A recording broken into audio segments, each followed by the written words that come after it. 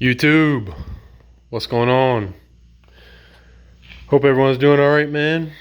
Friday night, just out here working on this car, trying to get it knocked out. Hope y'all had a good week, man. Hey, it's Friday night. I'm gonna have a beer. If y'all ain't got a beer, go grab one. If you do have a beer, cheers, man. Might as well grab one. It's Friday night. So I figured I'd give y'all a quick rundown of what I've been doing. So last time I made a video, I had my oil pan sitting right here, and I was talking about the little welder I got, the guy from Harbor Freight. It works pretty well. I'm not much of a welder, man. My welds look absolutely terrible. And I have the oil pan on the car right now, but I'll take that off tomorrow morning, and I got to clean it up, and I'm gonna paint it and get all the dust and debris out from the inside before I actually mount it up. But this welder actually works really well. Just a couple things to keep in mind. You can use .030 welding wire or .035 welding wire. So either one you decide, they'll both work. But the thing of it is it doesn't come with a .035 welding tip. So you can get those on Amazon, $5. Not a big deal. But I was using that this night to weld up this oil pan, which brings me to my next point. I got the oil pan all welded up and put in there. Like I said, tomorrow I'll probably make another video of the exact shape of this oil pan and the dimensions and all that, but you guys can kind of see it back there. It's basically got a curved shape in the back side. See if you guys can see it back there, but basically got a curved shape, and I just cut and welded everything. Like I was telling you guys, I'm not much of a welder, man, but hopefully this gives you guys just an idea of like what the shape is that you're going to be trying to make on this oil pan. And this is, I did the front sump, obviously. Really, you could probably get away with a rear sump. And I know guy in the comments, Augie, I guess his name is, was asking me about the dimensions. I'll see about getting those for you tomorrow, man, because I got to take all this out anyway, but I'll grab those for you. I know that would make a big difference for you guys. But I'm pretty happy with where I got the oil pan right now. It's in the car, and I was able to use the trans cross member, so it's all bolted up. That's good news. So from here, my next step is really motor mounts, and I'm just kind of, I'm just kind of thinking about how I want to do it. You know, do I want to use like a factory rubber mount here and then have a piece coming up attaching to the motor, or like how do I want to do that? So that's something I've been thinking about.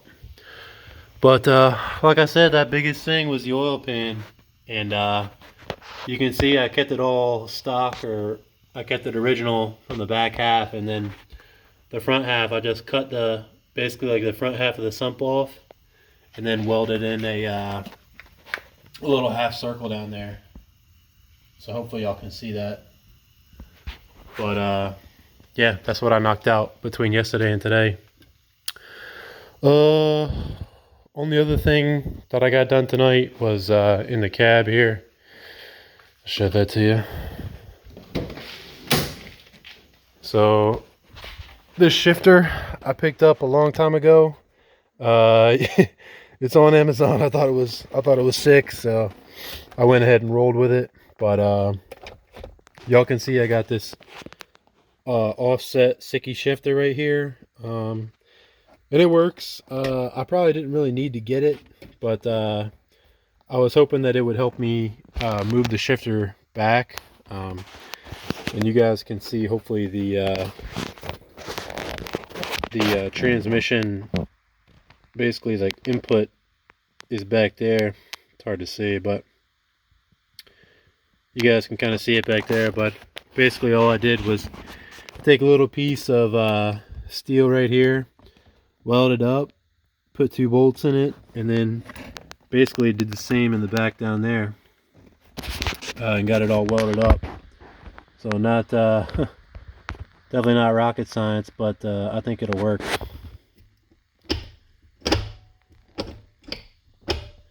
So you guys can see it works down in there. So that's good. And she shifts no problem. No real flex in this metal piece. Like, that's all the way over left, and it's not really flexing at all. But you guys can kind of see my welding, man. I am not much of a welder. I definitely will tip my hat to guys that weld for a living, because that is not it's not an easy thing to do.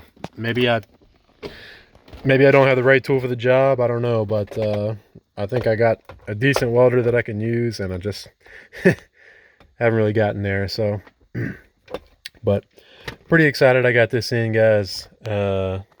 Y'all can make fun of me for the skull, but I think it's pretty sick. When people get in, I'll tell them it's stock. I think that's hilarious, but whatever. But it works, so I'm happy about that. I'll end up taking this off tomorrow night, or tomorrow rather, and taking the trans out again and cleaning up the oil pan and painting it and stuff like that. But yeah, guys, that's a big step. Getting that oil pan done. I gotta, like I said, take it off tomorrow.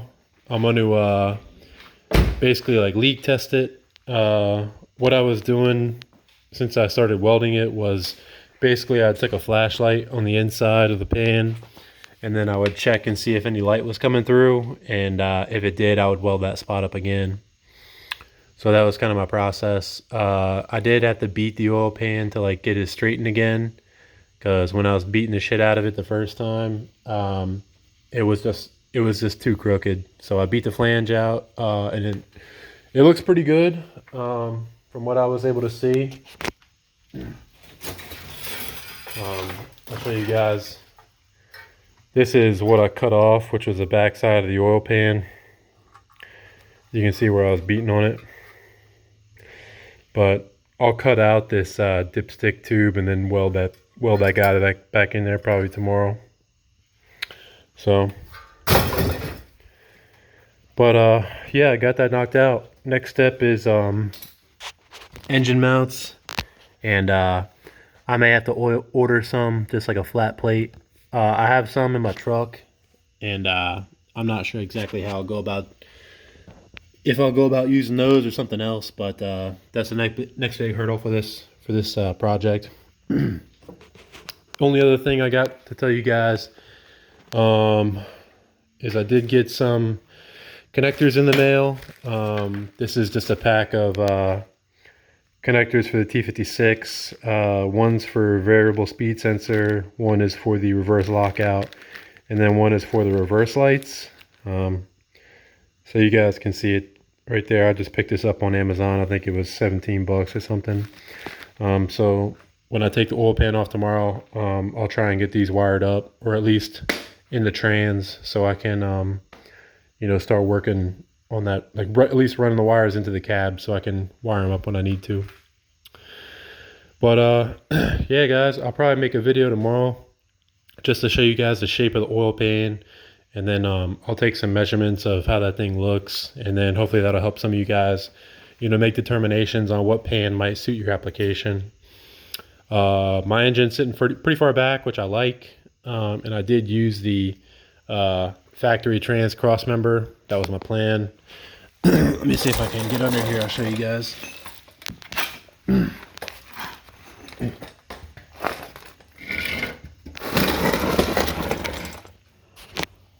Yeah. So you guys can see it right there. Bolted up. And then up in there is my shifter.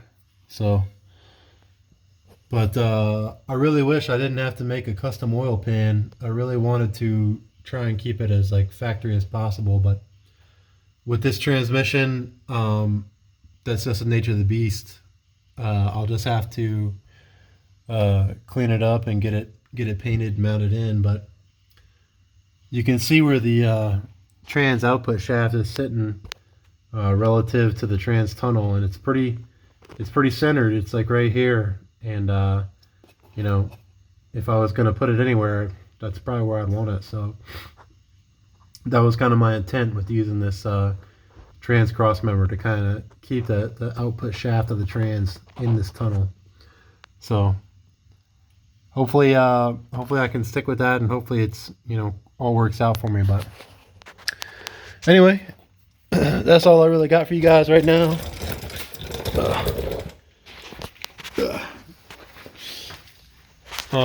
Like I said, tomorrow I'll take that oil pan back off, get it cleaned up, painted, and then bolted up with the gasket. And if I need to clearance anything, finally I'll do that and get the trans mounted up. And then from there I'll get these pigtails in and then start working on motor mounts. So anyway, guys, hope you all have a good weekend, and if I don't talk to you, take care.